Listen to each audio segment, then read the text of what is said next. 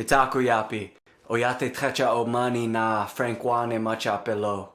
Hello relatives, I just said my Lakota name is Oyate Trecha Omani, which means walks with the young nation or walks with the new nation. And I also go by Frank Wan. I'm a Sichungu Lakota hip-hop artist, multi-instrumentalist, music producer, and storyteller from the Rosebud Reservation in South Dakota. This first song I'm going to do is a song about home, actually. This song is called Concentration Camp Blues. And I will be playing a few instruments for you all here today, including native flute.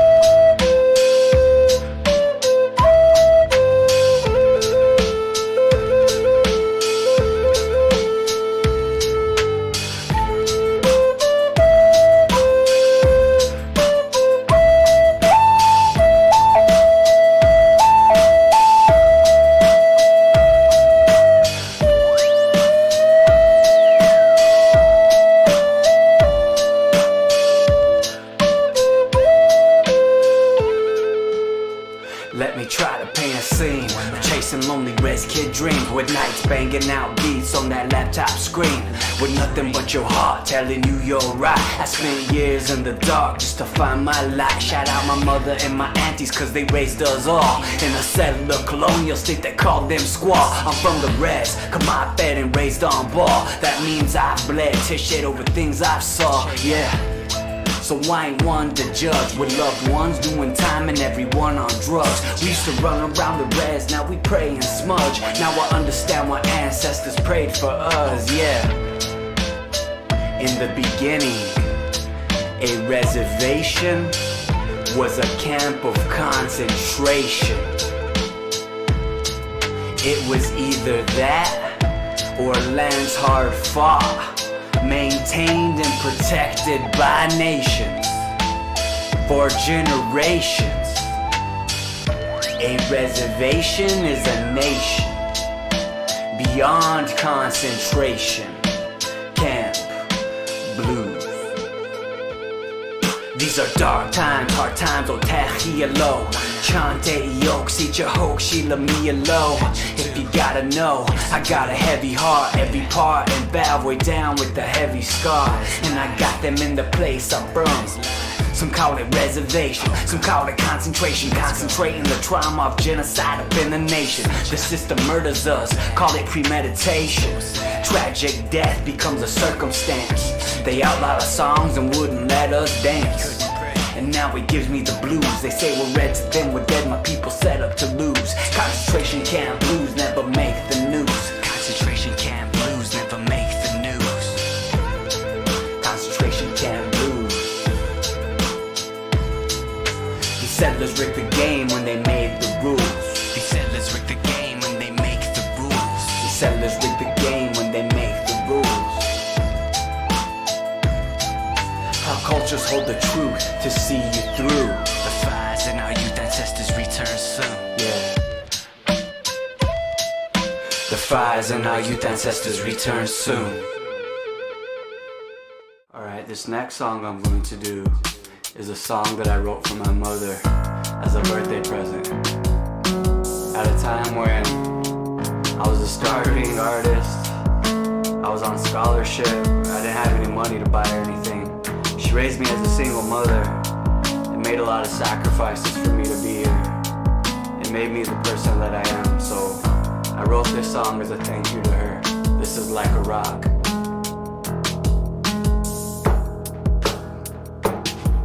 '89, we said hello, we said goodbye. Daddy left when I was 3 and made us cry. You and I, we had to make it. You found a way, drama came, and friends left, but mama stayed through everything. All the fights and all the shame, all the change. I hate that man, don't want his name. Told my mom that I'm a one, couldn't understand all the things going on between her and my fam. But I was stubborn, I know that it made things hard. You always said, son, I know you're gonna take things far. Believe that, I need that in dark times. I think of what you did for me and my heart shines. You took my hand up this mountain, made it your climb. So when I shine, mom, you shine. Yeah, a single mother with the odds stacked. You found a way, one day you'll bring it all back. Lived all my life, just me and you. Every single storm that you see me through. Cause I ain't have a dad and we ain't need no man. Raised by a woman, you made me a man. I gotta leave home cause my heart will roam. I gotta let you know that you're not alone. Our love is like a rock and you will be my stone. Forever in my heart, forever in my heart, you're my stone. Won't be loved.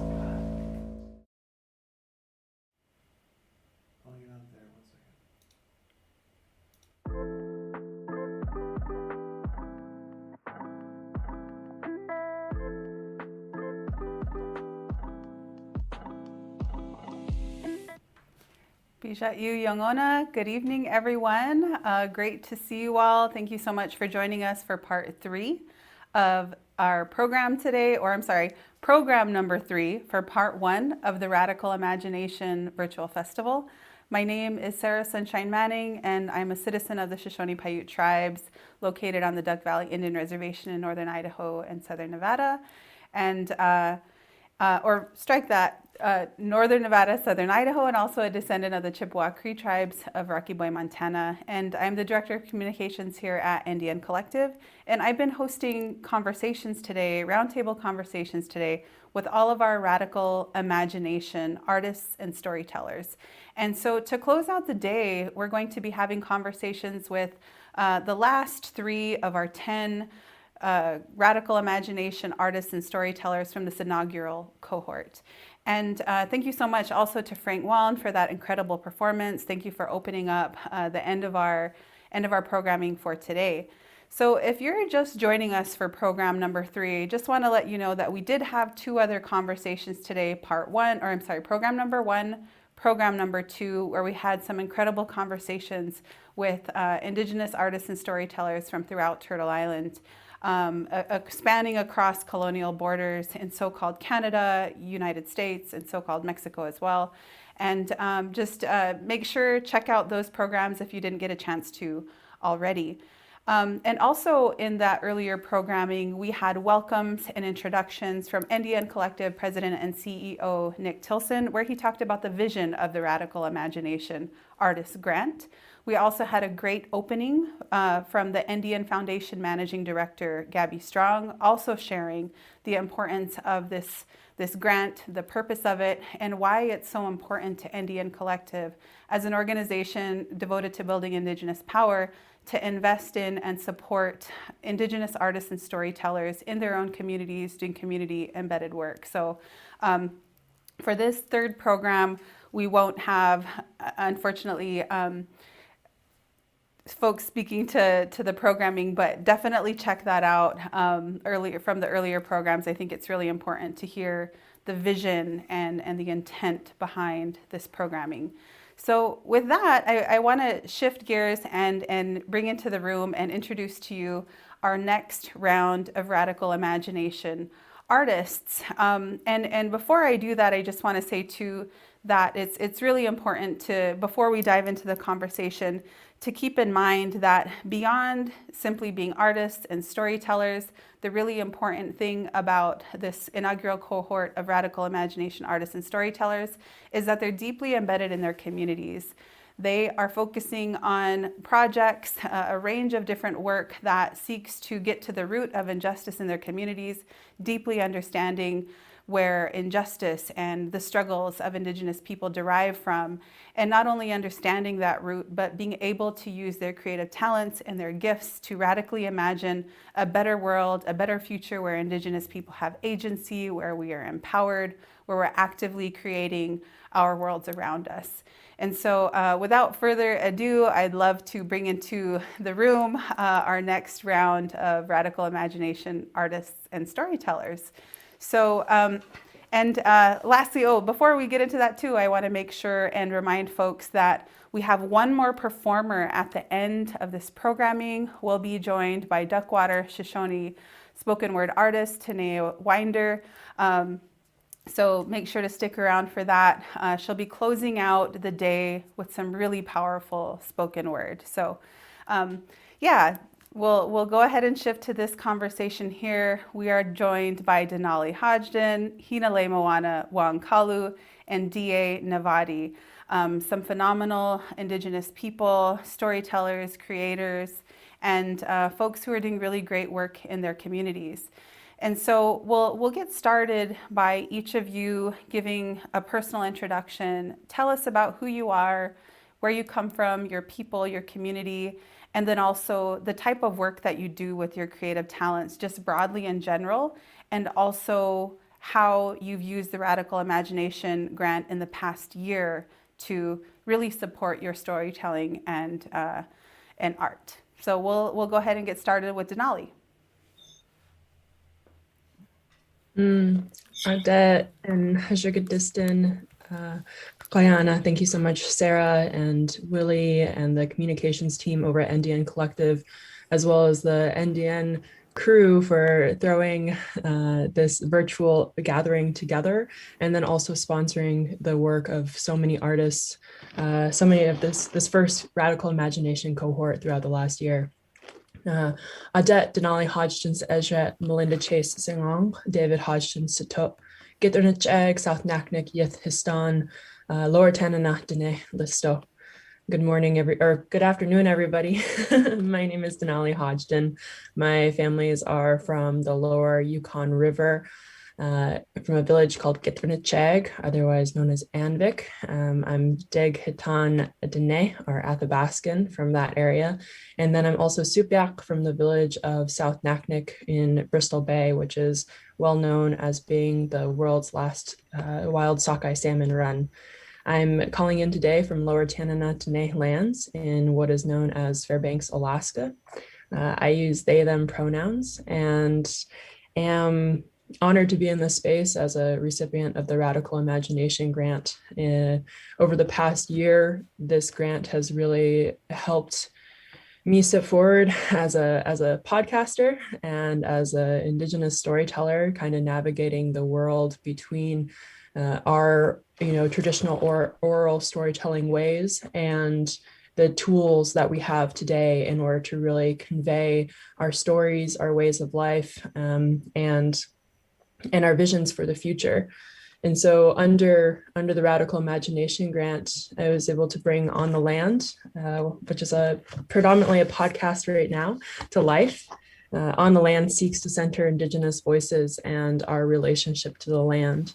Originally, it came out of the desire to see a lot more inclusion and diversity and Indigenous storytelling and ways of being centered in the outdoor industry, but it grew from there when I returned home from college in 2019 after I graduated. And there was a need to highlight some of the work that Alaska was doing around a just transition into the next economy, really centering moving away from fossil fuels, and to highlight people that are living and working on the land around in forwarding issues around food sovereignty, food security, traditional medicines, and then building capacity of our youth in order to step into podcasting roles and storytelling roles. And so I've been honored to work with young people from across the Yupik and Inupiaq lands, or middle and high school students in order to bring forward their own podcasts over the last year. That was a project that happened in the spring. And then have been working with a cohort of Indigenous youth from across the circumpolar north to highlight stories around the Arctic and really bring more capacity to the crucial work happening under the Arctic Council as we face extreme climate change here in the Arctic, and are looking towards climate migration, as we can see happening throughout the world. Koyana. Thank you so much, Denali. So glad to see you again. And your earrings are beautiful. They are a dream. Oh my gosh. All right, we'll go next to Hina. Hina, if you'd like to introduce yourself, tell us about your work, where you're calling in from, and the past year with the Radical Imagination Grant. Ano ai te aloha ia katoa pauloa e nā hoa makamaka katoa e launa nei. Mahalo nui a utonu katoa hui ana. Mahalo, mahalo, mahalo. Mahalo anui ke atua I a po mai te inui o te ia papana o Ihoi o NDN. Mahalo nui. My name is Hinalei Moana Wang Kalu.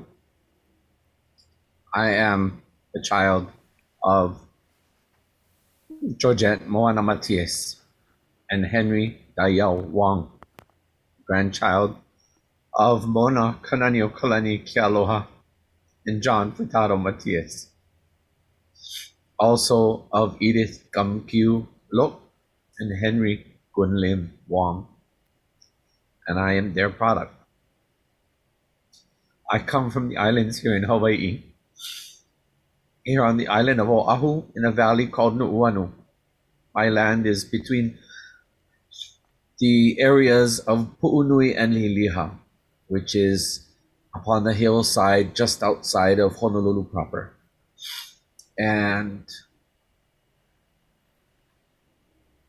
my work in the community reaches rather far. I continue to do my film work, most recent of which, and of course, was greatly supported by the graciousness of NDN.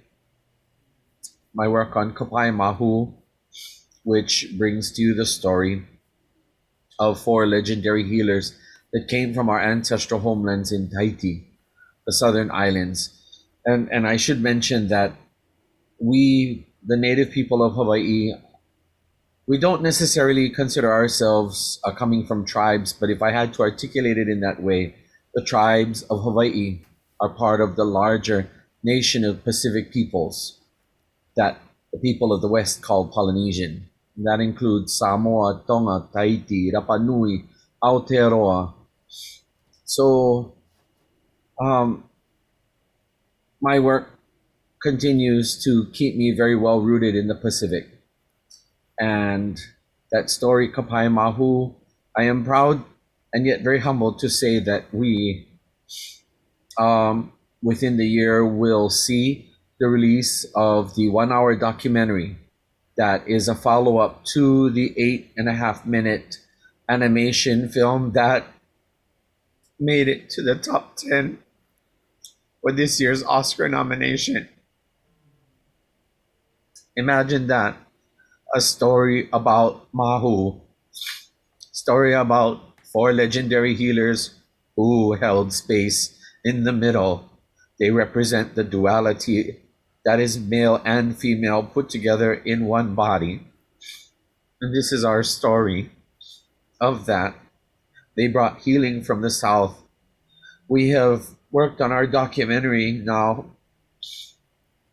and are ready to unveil it, along with the unveiling of an entire museum exhibit in a large hall that is 2 floors large here in Hawaii. It is our only museum, well, our primary museum that is the repository of the majority of our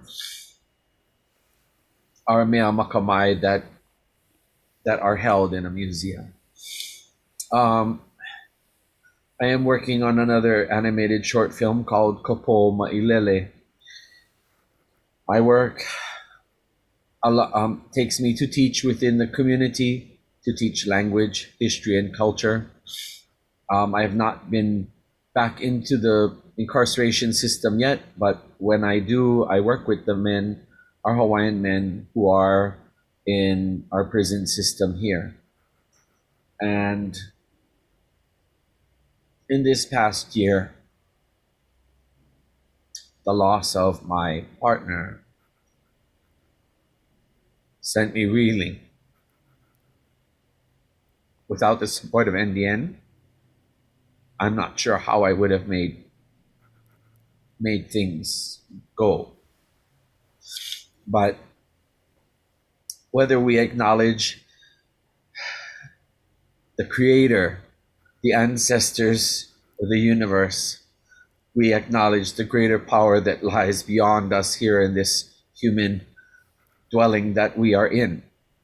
And so that has translated into the NDN support of my work. I'm very humbled and very grateful. So I have used the support that was given to enable me to better communicate and better connect with the rest of the world, of which it seems that the minute that I upgrade myself a little bit, even more people try to connect and communicate. And so sometimes I don't know which way is up or down, left or right. It's just keep going. I've also used it to help take care of myself. I got sick a couple months back and I used it to help me get better. So thank you so much to all of you at NDN, and my aloha and my great appreciation to all other artists out there doing what we do to uplift and to invigorate and strengthen our peoples, our native peoples, wherever we may come from. Mahalo, mahalo, mahalo. Thank you so much, Hina. Such an honor to have you back. And be in your presence again and extend continued condolences to you as you move through your healing journey, and just thank you for being here with us. You mentioned Kapai Mahu, and we'll drop that in the chat for our viewers. Such a powerful film, that short film that is available, a powerful 8 minutes that just moves you. So I'm so thrilled and excited to hear about the next Mahalo. phase of that. Thank you, Hina. All right, we'll move next to DA Navadi. DA, so happy to see you again. And I was saying this during as we were checking in the green room before we went live, is there's a print of another one of our radical imagination artists over DA's shoulder. So anyway, just great to see you, DA. Go ahead and just give us your introduction, where you're coming from, the people you represent, and tell us about your work. Sure. Thank you so much for having me. I really appreciate this space. I'm D.A. Novoti, a member of the Gila River Indian community, a descendant of Hopi, Zuni, Yavapai, Apache, and the Kimo-Atam tribes. And I'm a multidisciplinary storyteller and a writer. So what does that mean for the past year for me with the Indian Collective? It's been just focused on 51% writing, and I'm just glad to share that I do have a third draft of my memoir that I've been working on for the past 5 years now. I'm ready for it to be out in the world, so it's getting this close. So what I have been doing for the past year is really focusing on that, on my memoir called One Pima Pilgrim, which is a chronicle of pilgrimages to my motherland, Gila River Indian Reservation, which is south of Phoenix, Arizona, as I reckon with the trauma and also the grief of having an alcoholic father.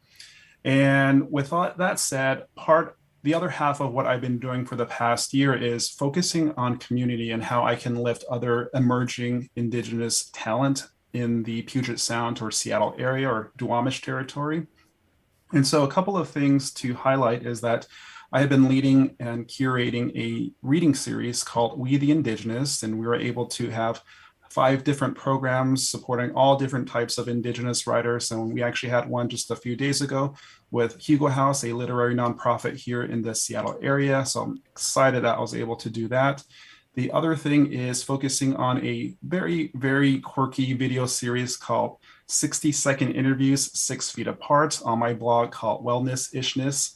It's a blog about creative wellness. And what this video series is to support folks, artists, especially during the pandemic, and still having interviews, but 6 feet apart, and just asking about creative wellness and motivating people, but also doing my best to make folks smile during the heartache that all of us have been experiencing for almost 2 years now. So that has been happening. And then I'm also have been very thankful to offer financial support using part of my grant funds to other Indigenous literary talent by paying for classes and writers' conferences. I'm really trying to push folks into getting their foot in the door. So I've just been really thankful for Indian Collective for allowing me to do that.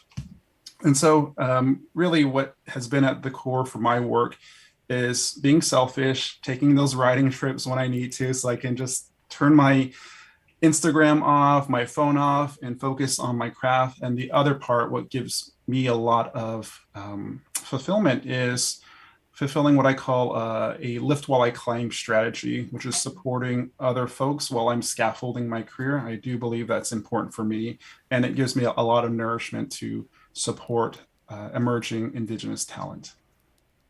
Yeah, thank you, DA. So happy to see you again, and such important work. And what I just started realizing after everyone was doing their introductions here is that with our last round of conversation here with Radical Imagination Artists, is that the 3 of you, a lot of your work really leans into the storytelling aspect and really being conscientious with words, with narrative.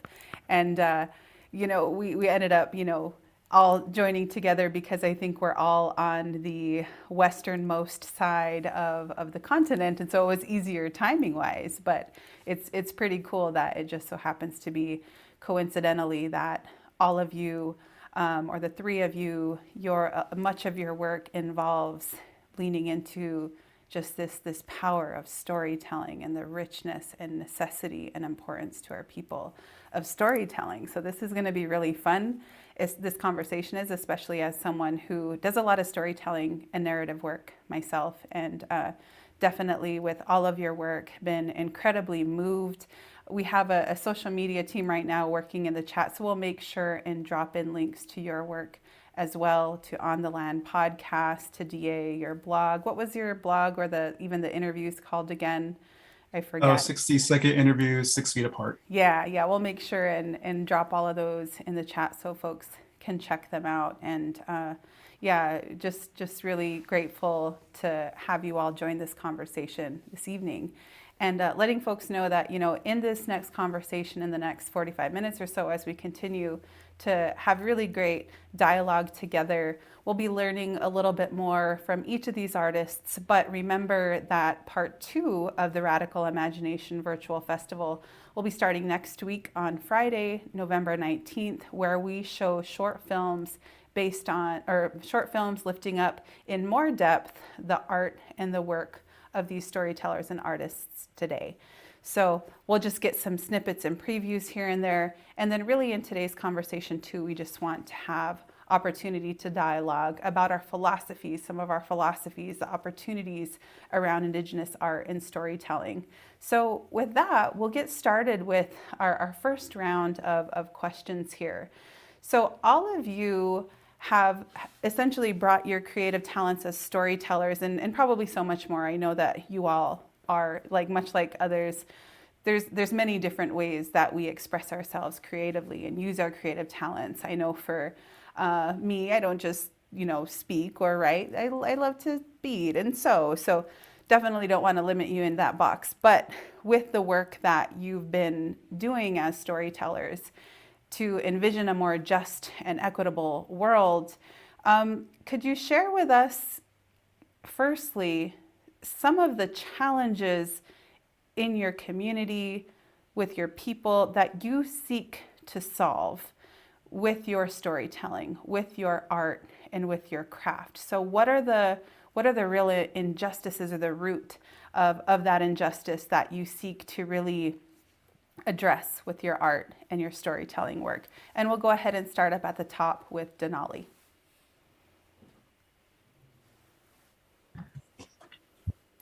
Yeah, I should have been prepared, but we didn't get questions ahead of time.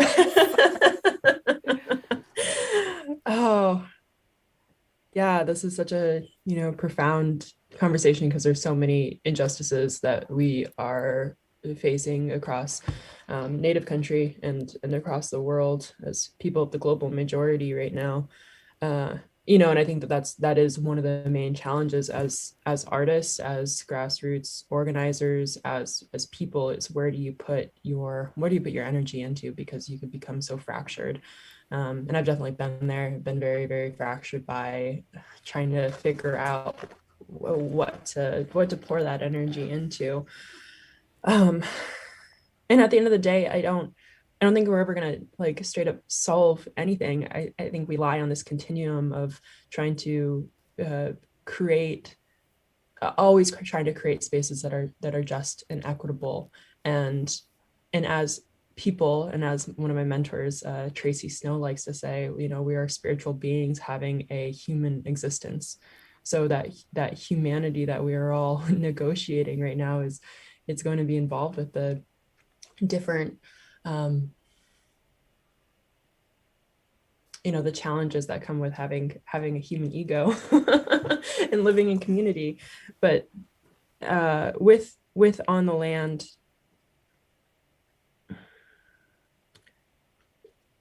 can you rephrase your question again? Sure. Just what are some of the challenges that you seek to address with your storytelling work? Okay, thank you.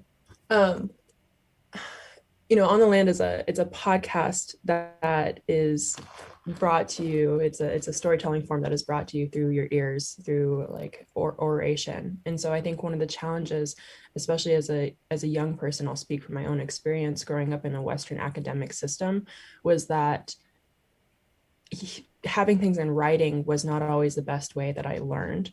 and not always the best way that I was able to take in and process information. The way that I found that I could really take in and process information was through hearing somebody speak to their experience and then using visual, usually visual art in order to complement whatever was being spoken. And then for me as a processor, being able to say it out loud again and repeat it back. And I think that that's a very traditional way, at least up here in Alaska, that we have passed on information. And so I was really interested in creating avenues for people to learn and understand and engage in policy and grassroots organization and understand what was happening on the ground and on the land and in people's hearts and with people's work through a more traditional storytelling practice, and then using the tools such as recording and audio gear that we have today, and the internet in order to disperse that out. Yeah, thank you. I could probably keep going, but I'll leave it there. Okay, yeah, that's a beautiful start, and thank you so much for sharing that. And I think podcasts especially are just an incredible space and platform for Indigenous people today and podcasters. And I've shared this with you before, just as a fan of your podcast, like the care that is taken into creating this auditory experience is really beautiful and special. And I think it's important for us as a society, as Indigenous people who are just inundated with so much information digitally, and we're just stimulated by all these flashing lights at all times, to really be able to listen and exercise that part of ourselves as human beings that has always been really critical and foundational to our cultures and our people. And listening to your podcast, for me, just is such a slowdown of this really fast-paced world. Listening to folks who are connecting with the land, listening to youth, I just love it, and look forward to what the future of that storytelling work looks like, and that you are building the capacity of young folks to use that platform is so exciting. I was sharing with Denali the last time we chatted about just being so happy about listening to the last episode where a youth was conducting one of their first interviews, and it was just beautiful to see that empowerment and that recognition that they can do that too, and just sharing that platform. So thank you so much for sharing that, and looking forward to all the next episodes.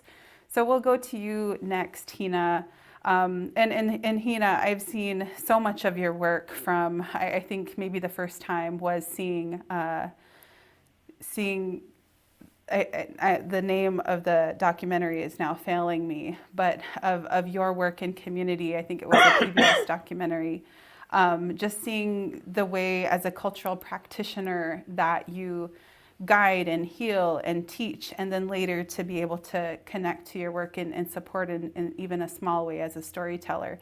I know that there's many different ways that you are seeking to address challenges in your community and for your people.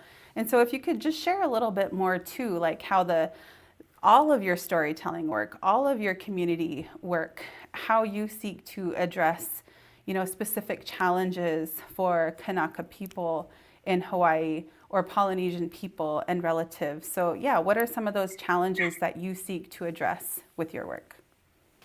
Mahalo. I should preface my answer by by saying that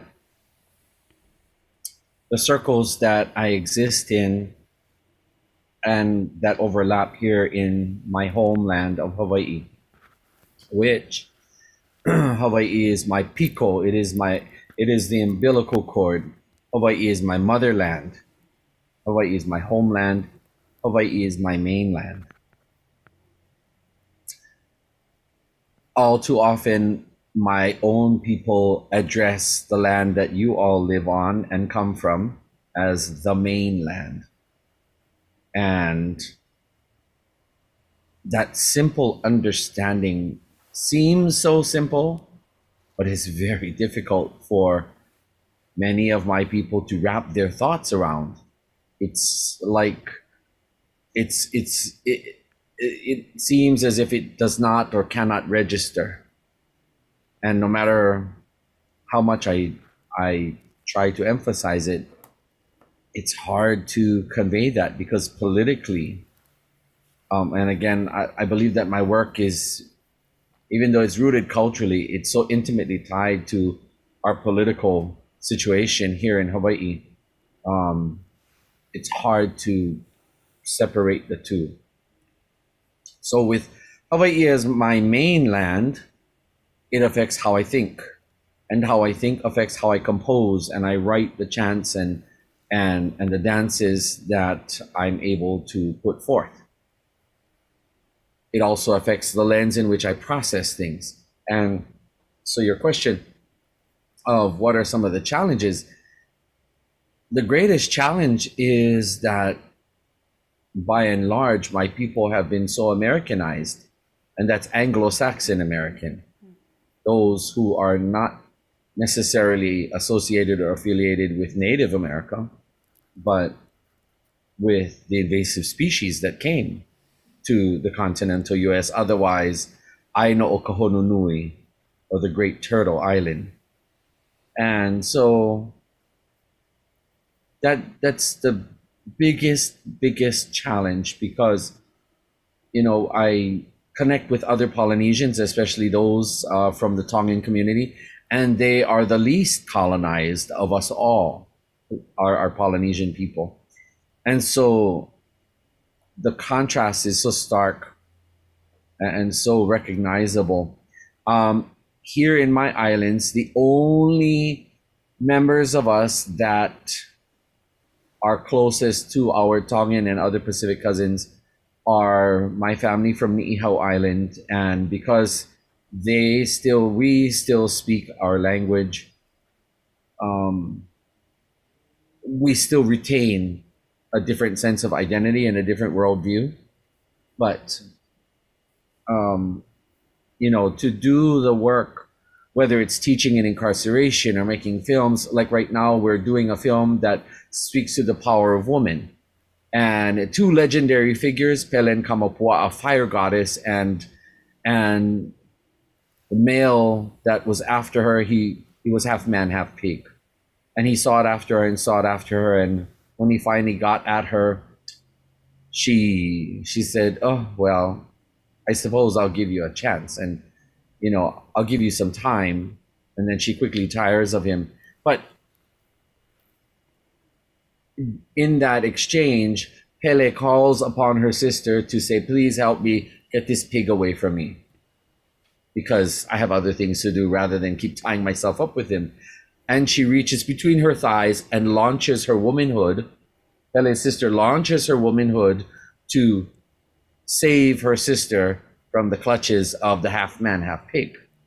And in order to teach this story, it's really difficult because it's tied to sex, sexuality. It's tied to the taboo areas that we don't speak about as dictated by Anglo-Saxon as well as Christian American society. So yes, telling our stories and teaching our history is what I and so many of us are about, but it's trying to reinstate our rightful place and our rightful history and language and rightful mindset, which is the greatest challenge for me. Yeah, really, really important point.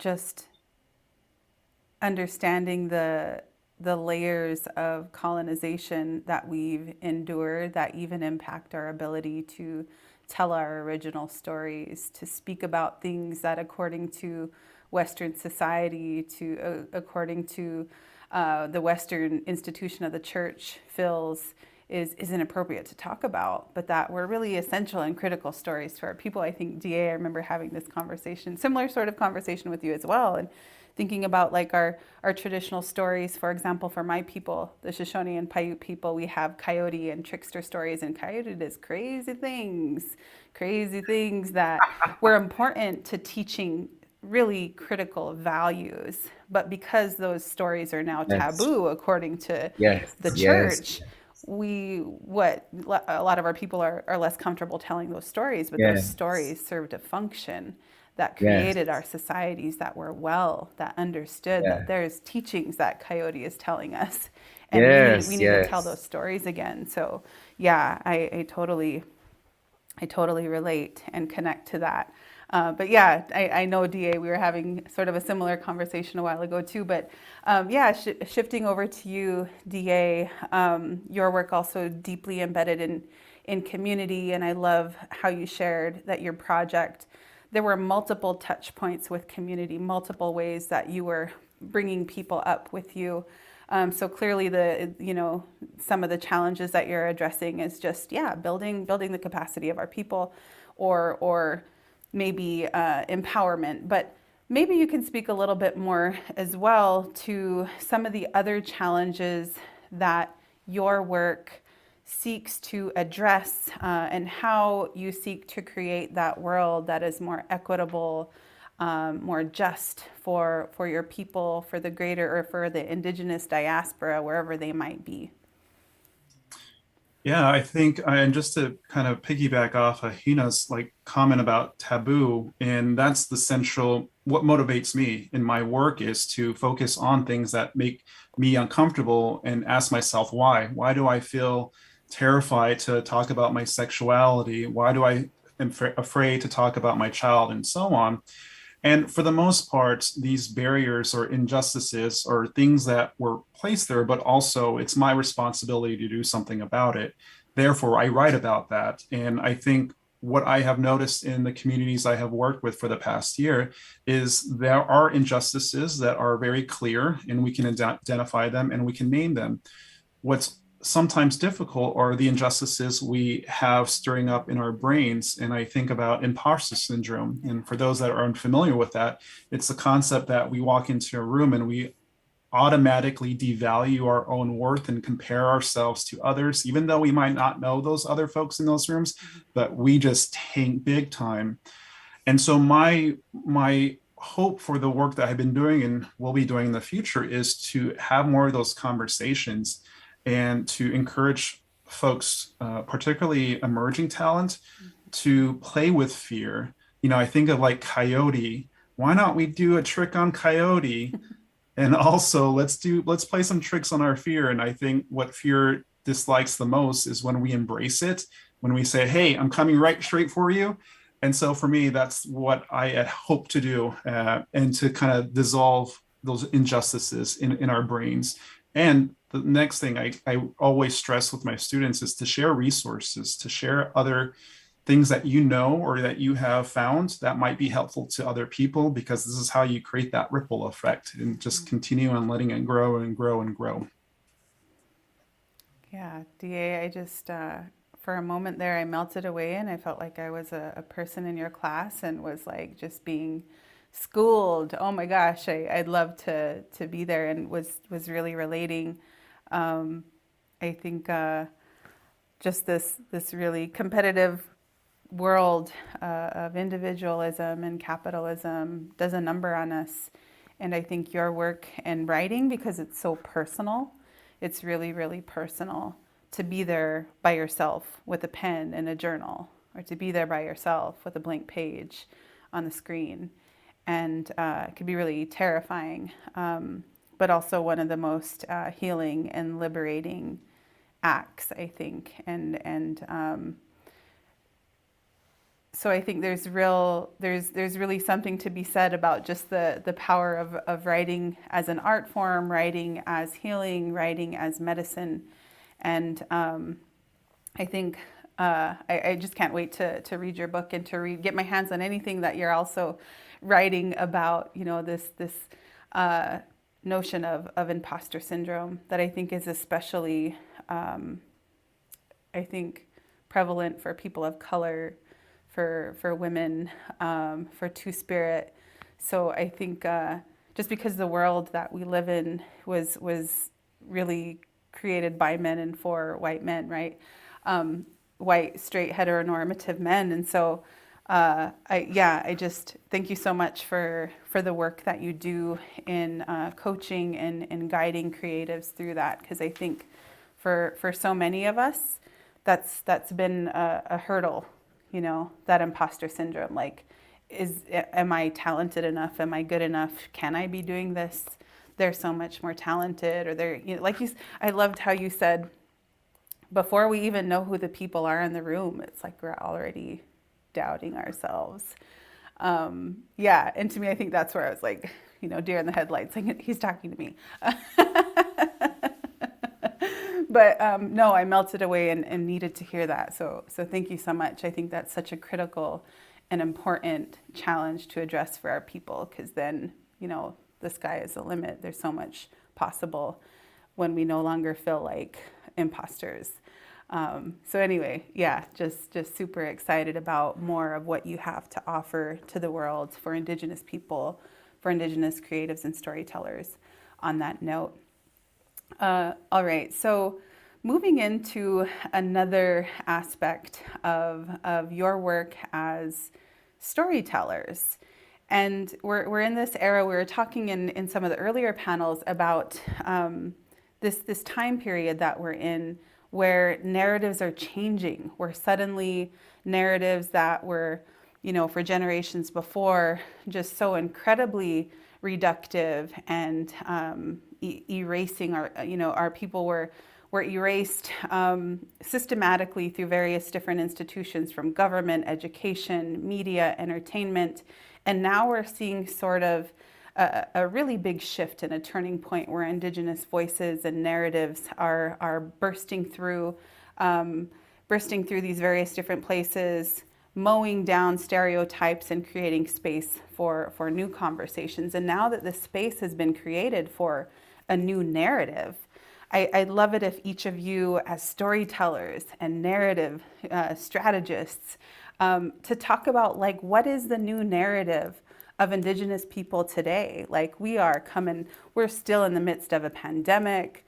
We are creative people. We are taking control of our futures, but there's so much more, obviously, right? So according to you, and as you're building your narratives in your stories, in your films, in your podcast, what is the narrative for you today that is really important for people to know and understand about Indigenous people?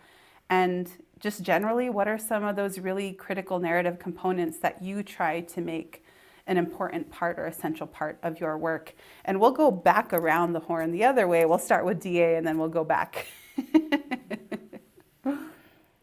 All right, I knew that was going to happen. I was panicking in my brain to really think of something really clever to say.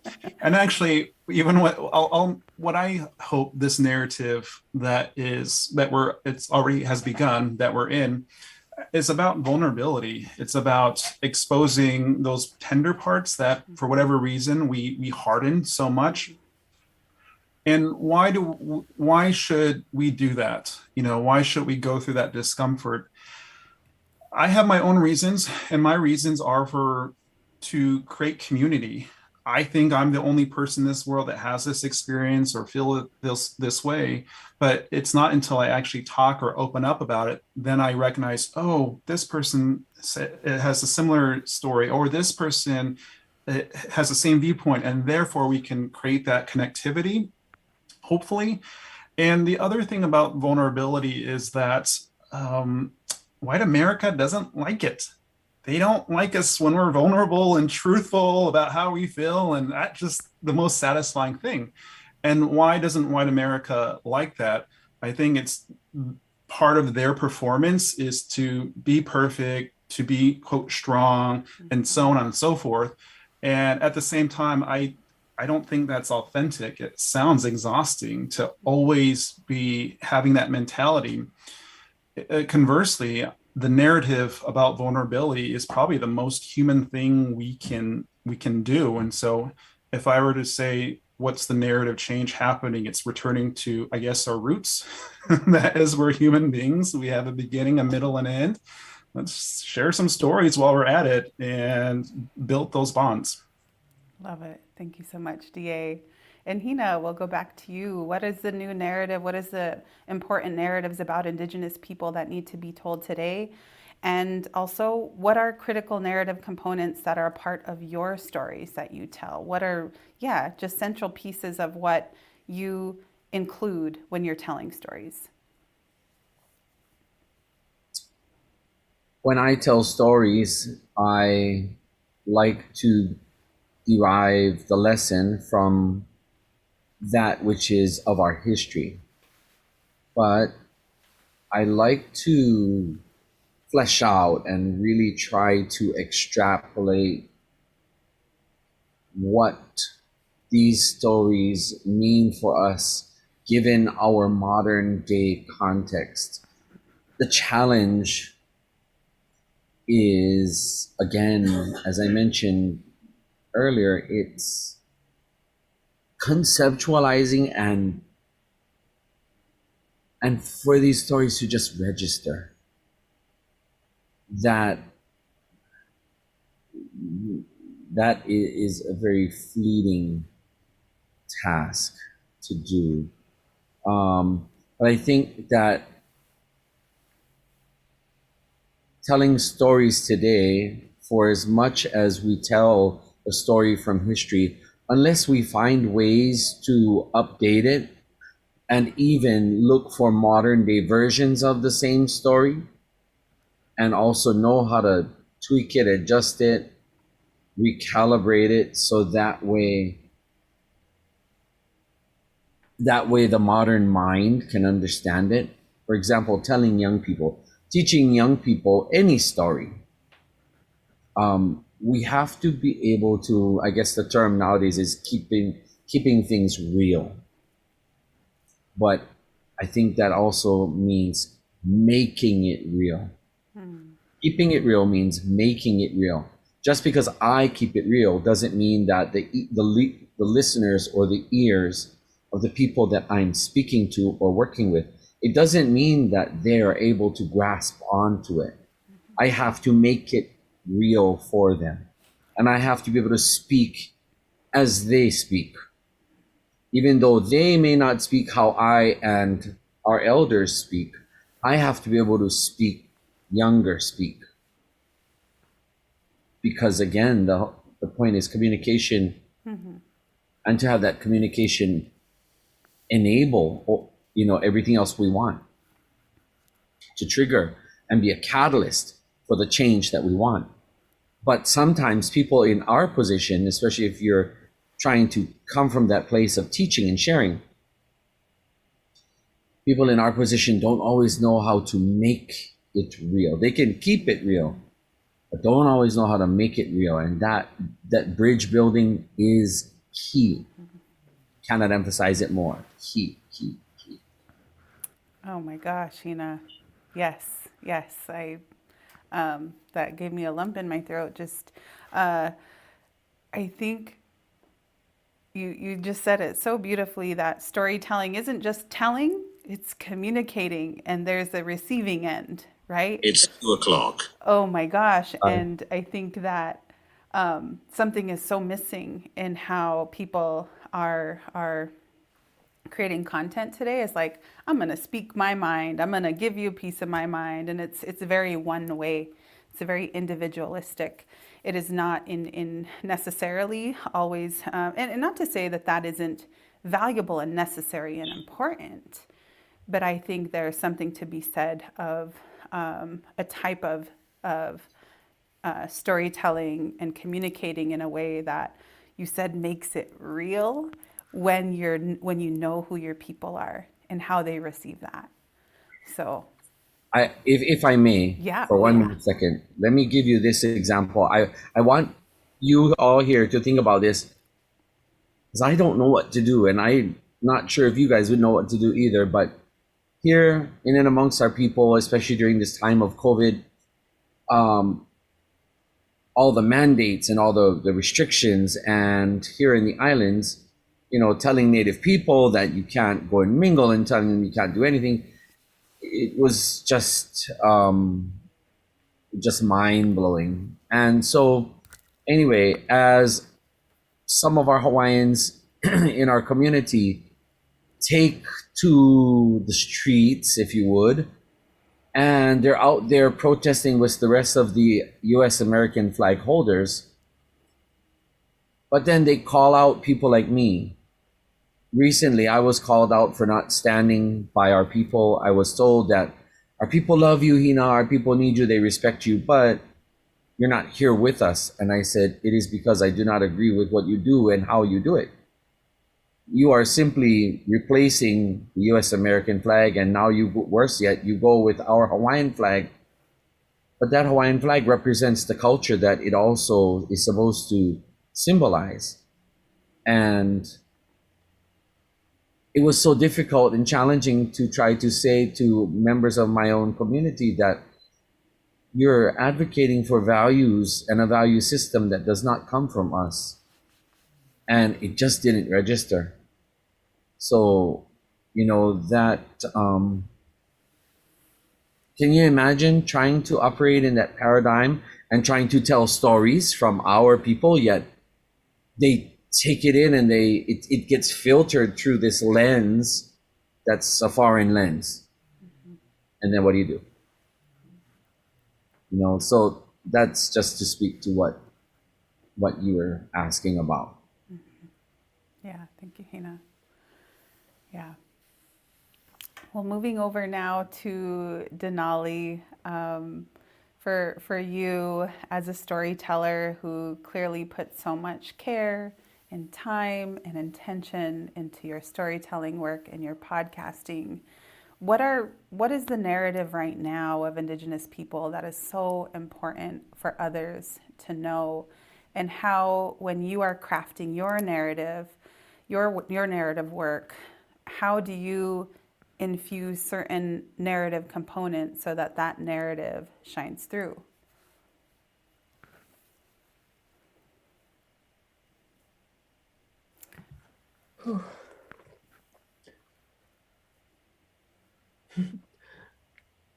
I'm a processor that has to take a little bit. Love it. Take your time. I love it.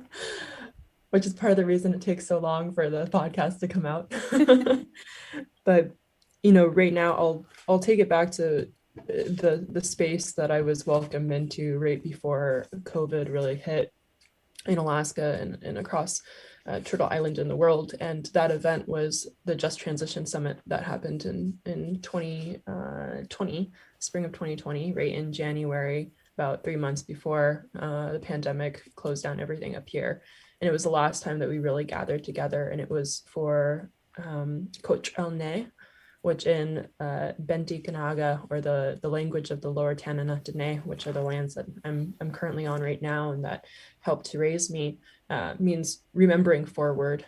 And it felt so critical and so crucial that this was the space that, you know, really brought us together before the pandemic hit. And it was also, even though I hadn't been as tied into the community organizing that was happening back here when I was at school, because I was trying to finish up my last semester on the East Coast on Narragansett and Wampanoag lands, this theme kept reoccurring, and it was, you know, what I like to call imagining futures, which I know is something that NDN Collective has really brought into its mission, and visualizing and saying what is a future that we are wanting to build, and how do we bring that future into the present? Because at the end of the day, the future, present, and past is just a construction of time. And if we want to put it into a Western time scale, then it's too linear. We live in a spiralic time zone, and so we're always creating and recreating and our stories. And as you know, Auntie Linda Tuivai Smith has pointed out that his history has only been created under his story, or, you know, patriarchal story. And so how are we remembering our stories of the past in order to remember who we are right now, which feels like something that is really coming to the surface, especially as the right wing tries to put forward, you know, or I guess tries to not have critical race theory be involved in schools and our education system, as it has happened under colonialism on this continent, has always tried to bury the stories that we've had. I will say that I don't think that we've ever had an education system that has done us justice, especially as Indigenous people in the world.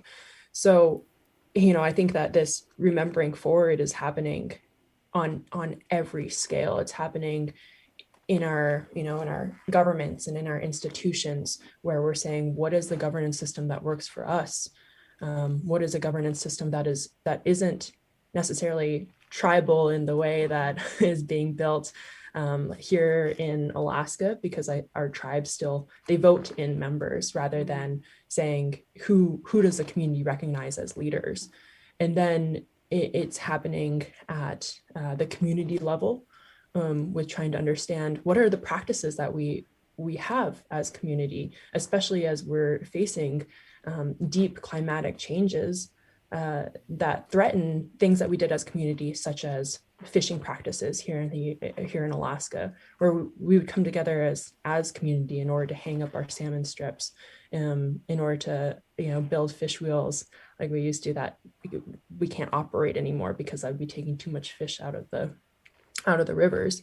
And then it's happening at an interpersonal level in our relationships, as we dive deeply into what it means to not just have monogamous relationships that were built around these nuclear family systems that have separated us away from one another, because it says that you have to be dependent on one person to meet all your needs. What does it mean for us to be polyamorous, to love many people within community? And then what are we doing on an individual level, whether it's reclaiming our language in that community, and being able, at least here, like I'm a learner. I'm at the very beginning of my learning process of Dekenog and of Sungstun, and that means that I'm having to, like DA was saying, decolonize in the mind in order to make space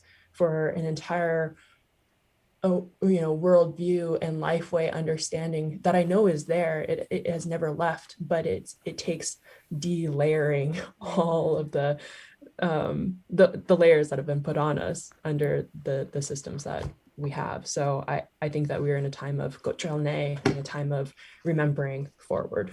I love that.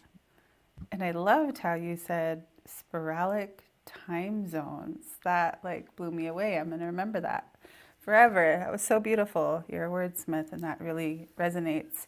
And then also that you're a processor, and this concept of even the space that we're in too, where we're trying to stay on time and move, and just so much respect for that think time and process time too, and have a lot of dear friends and even teammates who are storytellers that need that time. And I think this world that has programmed us to be very fast.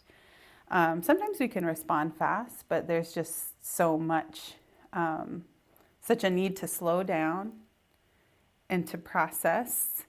And see my teammate over here looking over at me, because he's an amazing processor. And the way that I'm going to use a little analogy here, because I think it's so important for writers and storytellers to folks who are carrying narratives, is I use the analogy to describe a dear colleague of mine as this building energy right before lightning strikes. And lightning doesn't always strike. You have to build that energy, and then when it comes, it's powerful because you processed. And so anyway, Denali, I really appreciate you saying that, and the people who do that, who take that time, and we all do at different times, right? That's what meditation is. That's going out and connecting with the land, so that we can get into that meditative processing space, is so important, so dang important. Because I think in this Western world we live in, I think what is perceived as powerful and strong or dominant is to speak fast, speak loud, speak first, and so there's just so much to be said about just really being thoughtful with your words and being surrounded with a crew here who is super powerful with your words.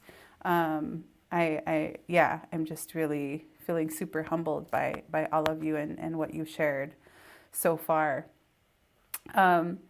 We're getting a little close to the end of our conversation here, but I wanted to make sure and leave some time for you all to share a little bit about what's ahead in the future. I know we're talking about, radically imagining the future, and we touched a little bit on some of your future work. But I'd love it if each of you can tell us a little bit more about what's coming up for you, how we can support your work, and what are some of your biggest hopes and dreams? Oh, I know, Hina, you got to step away for a second. Totally fine. May I go first? Oh yeah. Oh, for sure. Great. So go ahead and take us away, Hina. Say that one more time. What can you do to support? Yeah. You can start with that. What can we do to support your work, and then what's coming up in the future for you? To support my work, I would simply just once again extend my most humble gratitude and appreciation. This year was a year that I never thought that I would have such feelings, and yet I had such great growth on a spiritual level as well. My spiritual journey, the support that you have given me also opened many doors for me to be in the moments that also became a part of my spiritual journey. And so I couldn't ask for any more in terms of how can you support my work, except I hope that you would like and appreciate and share other projects that you might come across as I move down the road. But I would encourage you to continue for as much as you can to support other artists and other people who do the things that we do.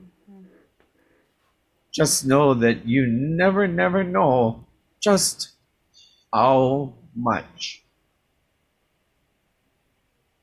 your support makes a difference in people's lives. Where would I have been without the support that I have received from NDN? So once again, mahalo nui. Thank you for supporting. Continue to watch out and look for the work that we do. Share it with those whom you will. But thank you. Mahalo. Thank you so much, Hina. Really appreciate that. Looking forward to your next work and the documentary on Kapaiamahu. Just can't wait.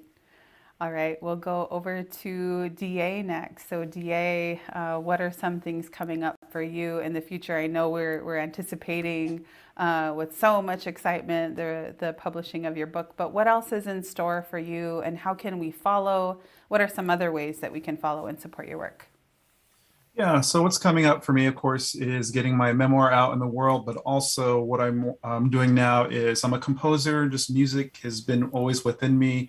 And for whatever reason, I decided I'm going to take moments of my book and transform it into musical composition. So I'm working on an album now. It's, I guess, what we call like neoclassical music, if I were to ever give it a genre, but it's just another way of telling a story. And so I'm really excited to get that on the world, hopefully in the next 12 months. Right now, I'm just in the hair pulling phase of like, what's the sound?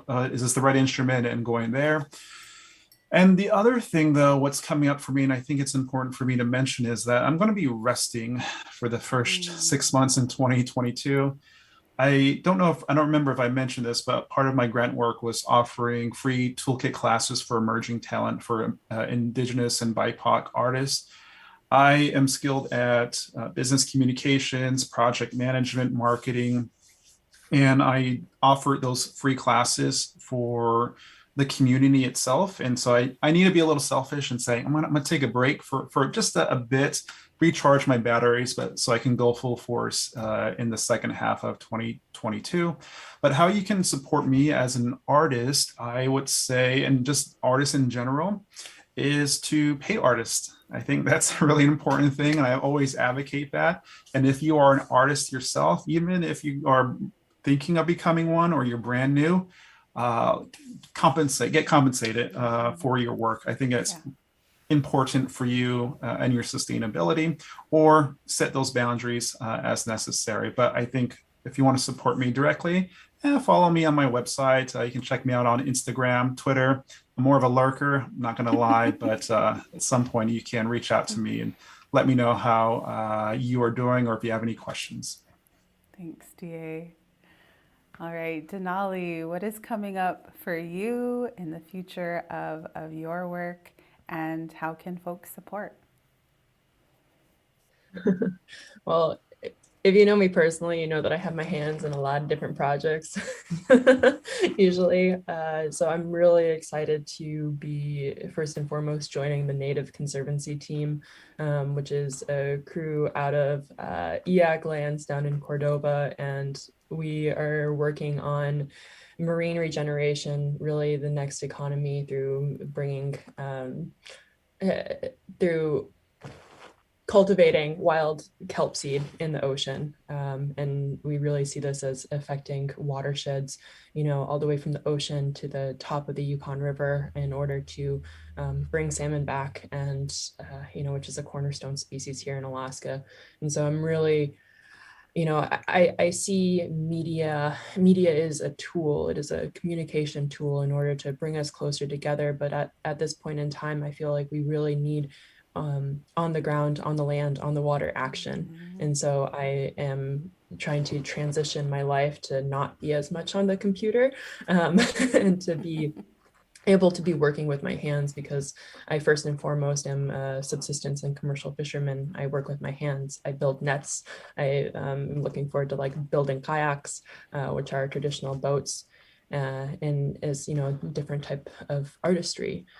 The podcast itself will still continue. And I, DA, when you talked about imposter syndrome, I think that that's honestly been one of the biggest challenges, as well as the biggest lesson that this time under the Radical Imagination grant has taught, is that we as artists, whatever our practices is worthy. And at the end of the day, we have to be able to cultivate each other's voices and cultivate our own voice, and to be able to believe in it. And I feel like I'm finally at the point where I believe in my voice as a host, and I'm excited to be able to channel some of these stories in a much more fluid and with ease, because it has not been easy, as we've talked, Sarah, and our last conversation about holding stories, holding other people's stories with integrity.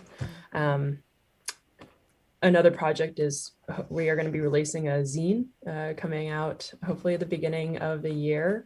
And that kind of brings forward a little bit of the methodology behind On the Land. I'm a nerd that way. And I believe that, talking about our methodology right now, especially as we have researchers and scientists that are finally realizing the importance of traditional ecological knowledge,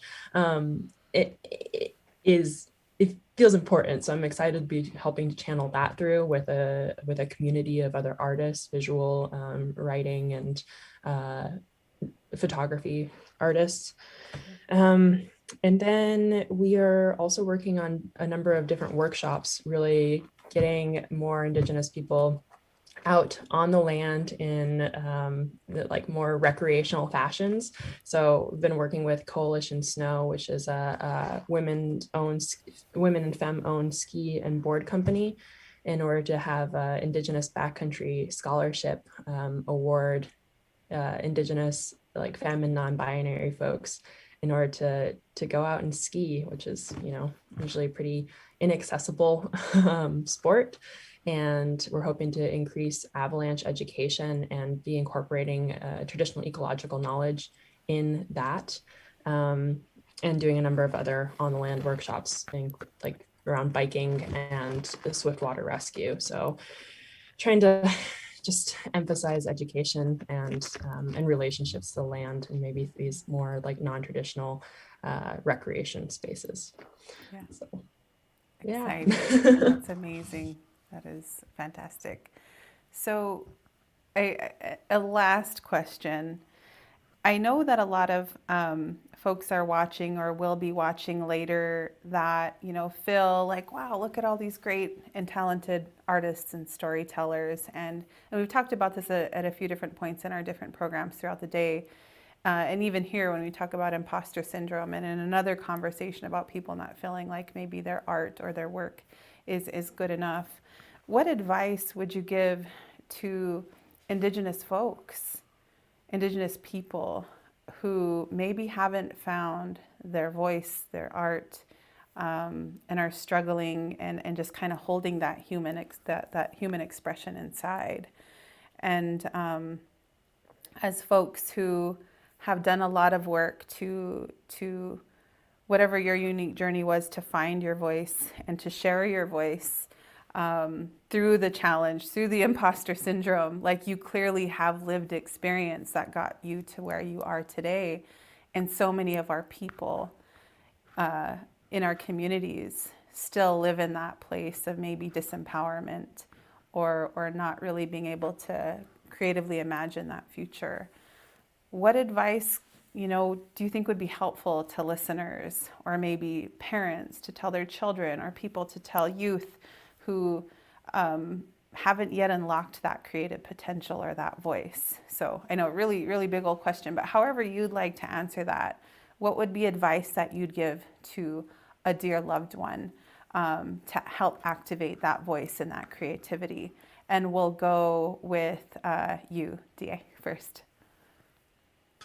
Yeah, this advice is specifically for introverts, those that are on the shyer end, that kind of withhold back for whatever reason. But I'm an introvert. I am a person that will be at a party that sit in the corner, so uncomfortable, but like looking at people to see how safe it is.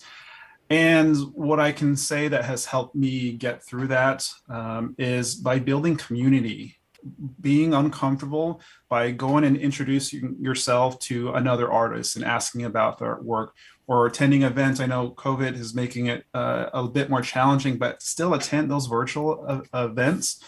And the reason why you want to build community, and I hate to say this, but the world unfortunately favors extroverts. The world loves those really loud people that are a breath of fresh air and can go in and just make everyone smile and have a good time. However, I've learned to turn that switch on to be that breath of fresh air, because I know that the work that I do is valuable. So I have to embrace that discomfort. But you do that by building community. Someone has to make a move, and it's now your turn to do it. So that's the advice I can offer. Yeah, really great advice. Embrace the discomfort, because it's not like it was easy for anybody to get past that hump of fear or imposter syndrome. You just go through it. Thank you, DA, for that. Denali, yeah, what advice would you give to folks who might want to find their voice or share their voice, share their art, and they're just not quite there? Yeah, I guess 3 things that have really helped me. I'm definitely an introvert and have had to learn how to be extroverted. So I feel you there. When I spent some time in Washington, D.C. and on the East Coast, where everything is, there's a certain type of protocol. Like when you step into a space, you're supposed to, act a certain way, and believe in like respectability politics for whatever reason, because this person makes this amount of money or this person is a CEO of wherever. What I found out in those spaces is that everybody is just winging it. Everybody is just trying to do what they can. And at the end of the day, even top CEOs and executives, most of the time are just bullshitting, for lack of a better word, and they don't really even know what they're doing either. So if you can step into that space and allow yourself to believe in that equity, believe that you are just as valuable, that you were just as bright, just as intelligent, just as, you know, creative, whatever it is, then you will be successful in whatever way that you define that word. The other thing, and then two more things: journal as much as you can. I have my journal right here in front of me. You know, if you can write and then practice your own speech, whatever that means again to you, it will help. That's been one of the number one things that has helped me raise my voice, and also learn how to sit back and listen. And then the third thing, and what I think is in many ways, you know, what our practices as Indigenous people tell us, is work with your hands. You know, while you're, you know, whether you're writing or, you know, in the summertime, I put down all this computer work and everything, and I go back to mending nets. And in the wintertime, I'm starting to pick up my beading again. There's a reason for that. And so if you work with your hands, I believe that there's some kind of connection with your voice as well, and it will come out. So, Hashikadistan. Yeah, thank you. Taking notes, taking it all in from both of you so far. And Hina, we're just sharing advice that we would give to loved ones, to relatives in our community, other Indigenous people who haven't yet found the confidence to share their voice, to share their art, or to even create that art. What advice would you give to them to help them to get past that barrier?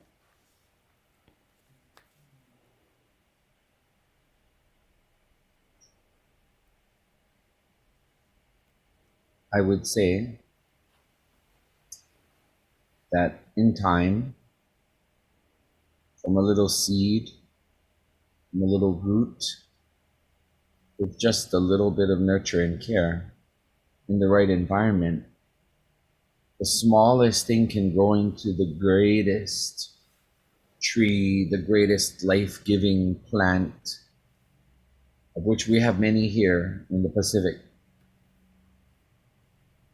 Coconut, for example, is one such thing. The coconut falls off of the tree, and it'll sit there and sit there and sit there, and if you don't disturb it,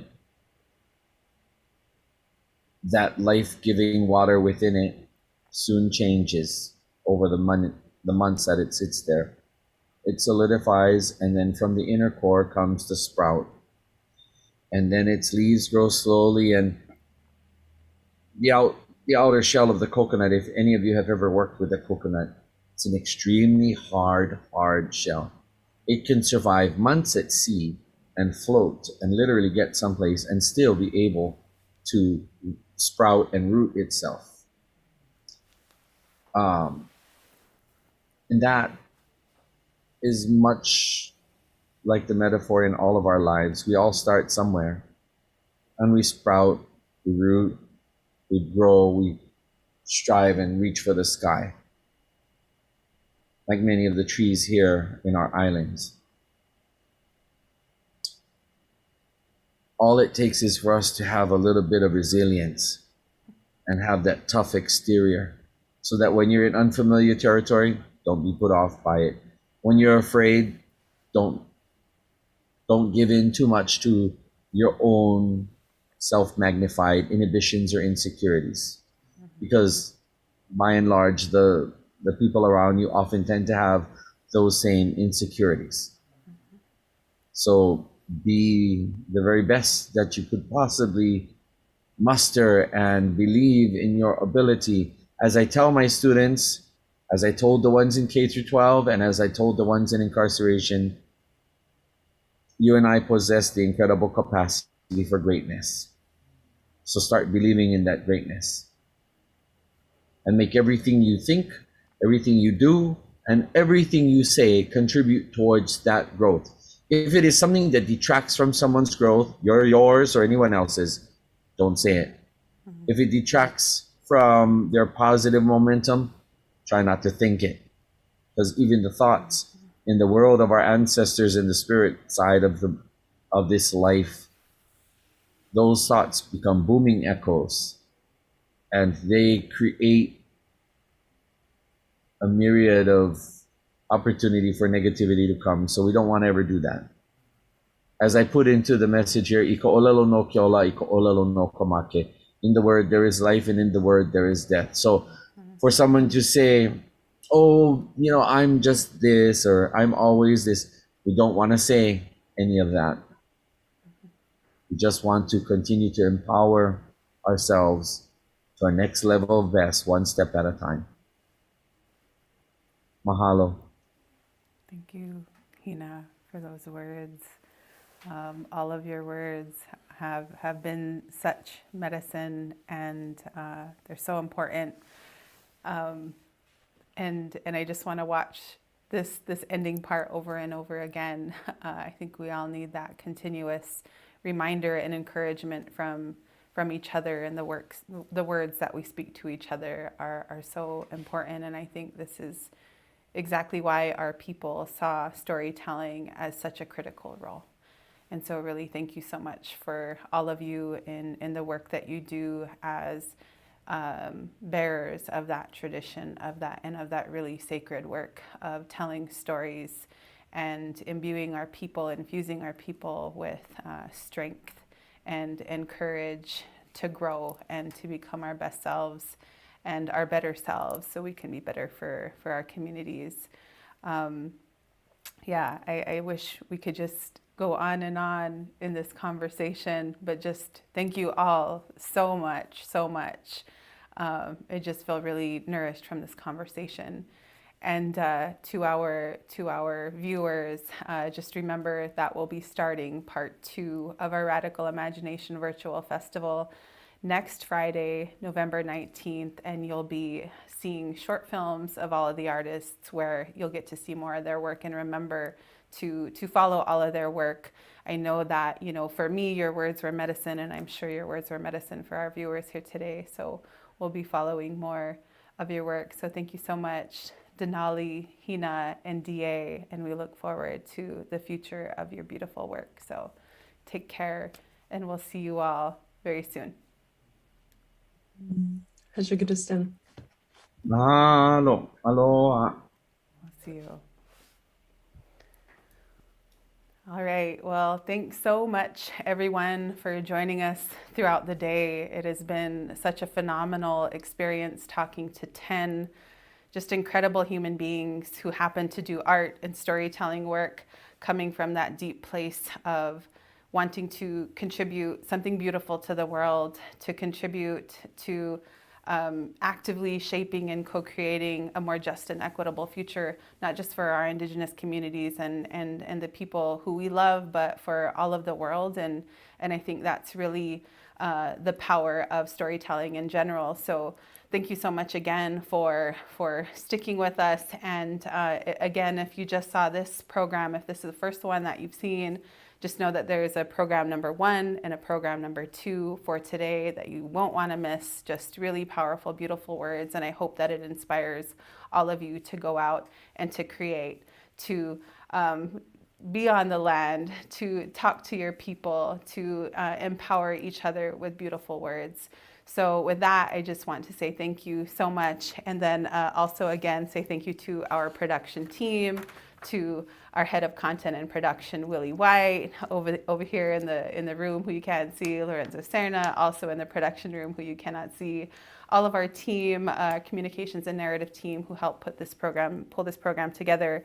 And then again, a special thank you to the foundation team who created and led this beautiful work for bringing these radical imagination artists to NDN, so that we can just in a small way support their work. And remember, I'll be closing us out here, but right after we get done, we'll be joined by Tanea Winder, Duckwater Shoshone, spoken word artist, musician, creative, beautiful soul, to close us out with just some really, really beautiful words. So thank you so much, everyone. And we look forward to seeing you next week for part 2 of the Radical Imagination Virtual Festival. Take care. Mike Nunania Tanea Winder, My name is Tanea. I'm gonna be performing one of my original songs for you. It's called Come Back to Me. And essentially it's just about calling your spirit back to you. However you do that, knowing that your spirit is always with you, your ancestors are always with you, and that no matter what you go through, no matter what happens to you, no matter what is done to you, you are always sacred and you can always call yourself back.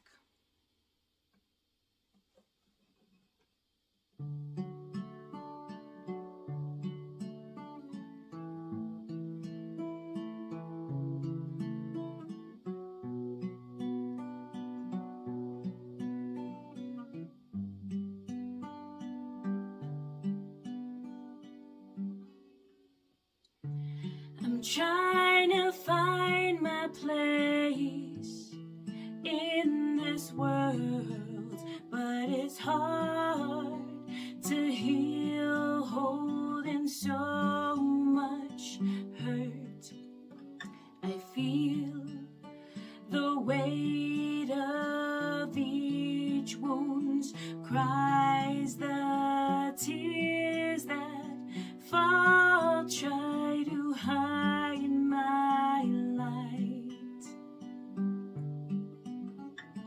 When you hear the darkness and it's coming for your heart, call sacred medicines you've carried from the start. Come back to me, come back to me, come back to me.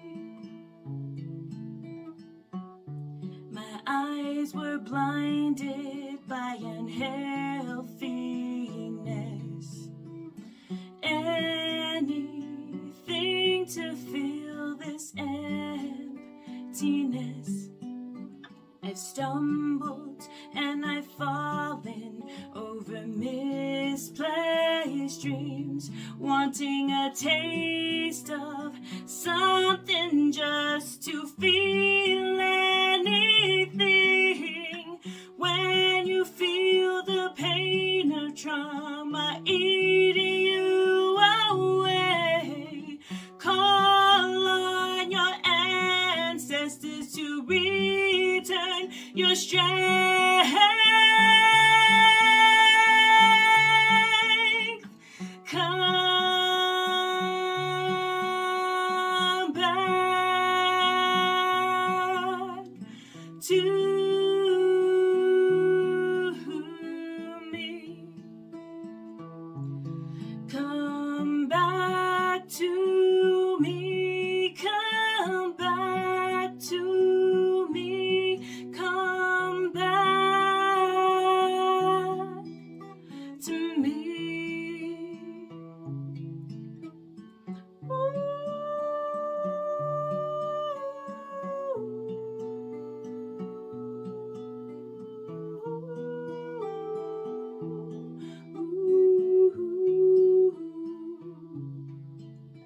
You get to find the pieces you thought you ever lost.